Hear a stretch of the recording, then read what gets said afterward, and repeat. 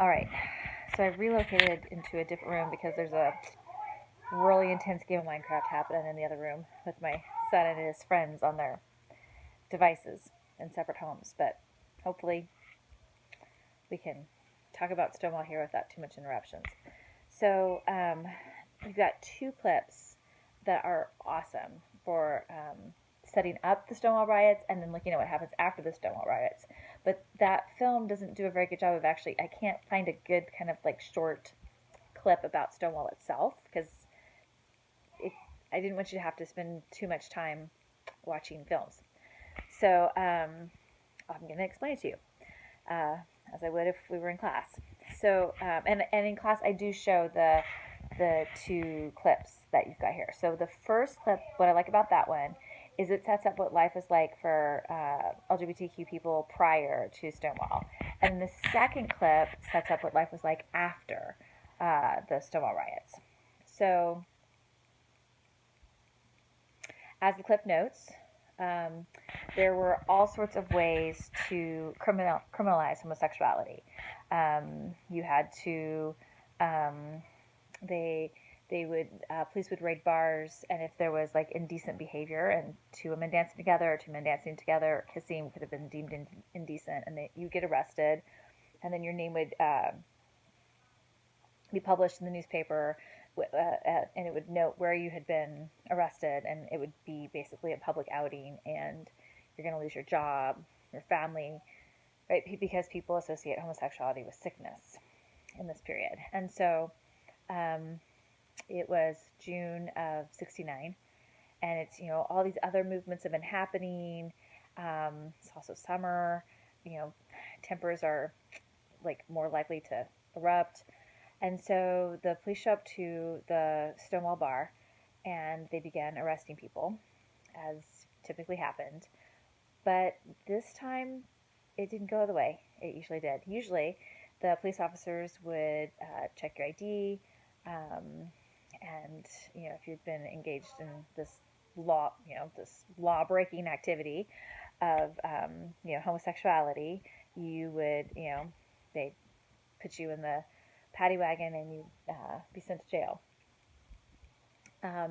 This evening, they were checking people's IDs, and they were if they hadn't caught them in this activity, they then released them. And usually, when that happened, if you got to like leave, if they let you out, you were just like so thankful that you didn't get arrested, that you just got out of there as fast as you could.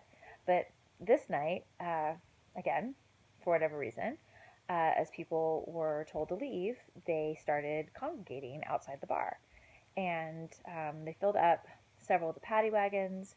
Now, as is often the case, there were, dozens and dozens of people there. So there's dozens and dozens and dozens of stories about how this initiated. And some people say that it was a lesbian by the name of Stormy. You've got these names on your outline. Who they arrested her. They'd run out of the room in the paddy wagons, and they arrested her. They put her in one of the cop cars. She got out of the car. She ran into the bar. They, grabbed her again, put her back in a cop car. She got out of the cop car, went back into the bar. Apparently, she did this like 3 times. And then, according to some eyewitnesses, the third time, when they're putting her back in the car, apparently she looked at the crowd that had gathered and was like, "What are you guys doing?" And trying to like get people to like do something. And some people say like that was it, that like erupted. Others say it was a woman by the name of Marsha Johnson, who a trans woman of color who got in her bag. There was a construction site nearby, and she grabbed a few bricks, put them in her bag, and then kind of shimmied up a light post, and then dropped the bag of bricks on a police officer's car. And then people that are there that night said that was the spark that initiated it. And then they also put another woman on there, another trans woman of color, Sylvia Rivera. She's also on your outline. She was there that evening, and when asked like, maybe you shouldn't be doing this, like, this is kind of risky. She's like, "Are you kidding? This is the revolution." And so, the point is that people that night knew that they were that something had changed, and so um, the police officers get so like taken aback. They go back into the Stonewall. They're kind of going to be like basically trapped in there for several hours. Um, then the riot police will show up and disperse the crowd. But before that happens, people spray painted on gay power and just kind of positive slogans about gay identity and homosexuality. And the next night they come back again. And so this is the spark. This is what's called the Stonewall riots. And from this point forward, a movement ignites to a stronger movement. We talked about the Mattachine Society and the Daughters of Believus being formed just after World War II, but this movement is of a younger generation, and they're got all these other movements. Kind of, they've seen the positive effects of all these other movements, and they're bringing that now to their own experience. And so a lot of the slogans that we think of today, like coming out of the closet, comes from this period. We are everywhere was another slogan to try to like normalize homosexuality, if you will. Like, we are your teachers, your firefighters, your police officers. And the movement did actually meet with some success in 1973.